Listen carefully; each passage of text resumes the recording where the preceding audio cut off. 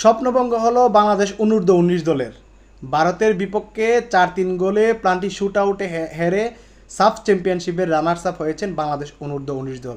কিন্তু ভাই এতে আমি মনে করি কোনো আফসোস নয়, বাংলাদেশ অনূর্ধ্ব-19 দল দারুণ পারফরমেন্স করেছেন ভাই, দারুণ পারফরমেন্স করেছেন এবং তারা মাথা উঁচিয়ে খেলেছেন এবং তারা তাদের খেলা দেখিয়েছেন। যেখানে 5 মিনিটের ভিতরে কিন্তু ইন্ডিয়া অনূর্ধ্ব-19 দল কিন্তু 1 গোলে এগিয়ে গিয়েছিল।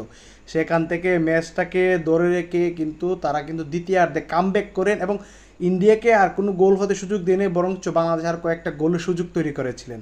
দারুণ পারফরমেন্স করেছেন বলাই যায়। প্লান্টিক শুট আউটে কিন্তু আমরা কিন্তু 1 গোলে কিন্তু এগিয়েছিলাম, একটা কিন্তু সেফ আমাদের গোলকিপার মাহিনী দিয়ে দিয়েছিলেন।